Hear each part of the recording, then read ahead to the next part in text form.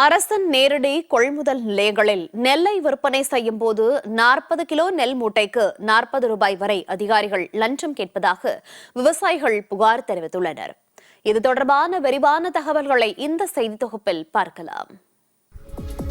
திருவாரூர் மாவட்ட ஆட்சியர் அலுவலகத்தில் வாரந்தோறும் மக்கள் குறைதீர்க்கும் நாள் கூட்டம் ஆட்சியர் தலைமையில் நடைபெற்று வருகிறது.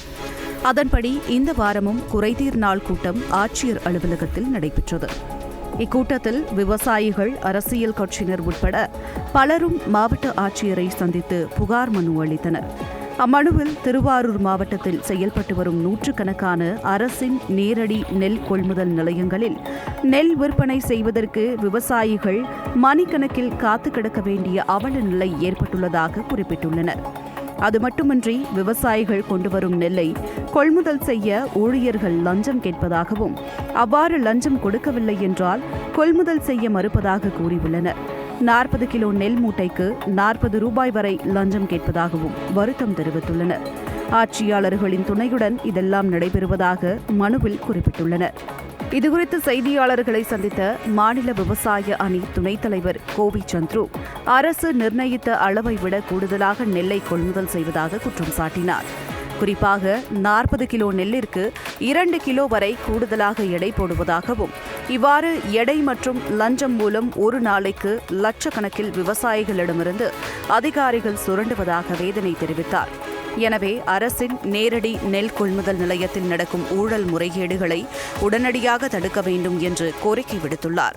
டிஎன்சிசி அரசு கொள்முதல் நிலையத்தில் அதாவது மூட்டைக்கு 40 ரூபாய் வாங்குறாங்க. எடையை ஒரு 40 கிலோ 700 கிராம் தான் வைக்கணும். ஆனால் 41 700 வைக்கிறாங்க. 1 கிலோ 2 கிலோ கூட வைக்கிறாங்க. விவசாயிகளை வஞ்சிக்கும் விதமாக நிறைய ஊழல்கள் நடக்குது. கற்காயை ஒதுக்கி கொடுக்கணுன்னாக்கா அவங்கவுங்க நெல்லை தூற்றி கற்காயை திருப்பி கொடுக்கணும். அதில் 2 கிலோ கற்காயிலேருந்து ஒதுக்கி அதை விற்று காசாக்குறாங்க. வேலை பார்க்குறவங்களுக்கு சரியான சம்பளம் கொடுத்தால் இந்த மாதிரி தவறு நடக்காது.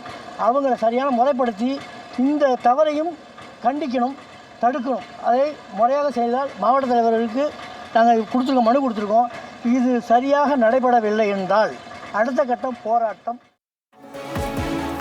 மயிலாடுதுறை மாவட்டத்திலும் அரசின் நேரடி நெல் கொள்முதல் நிலையங்களில் மூட்டைக்கு 40 ரூபாய் லஞ்சம் கேட்பதாக விவசாயிகள் புகார் தெரிவித்துள்ளனர்.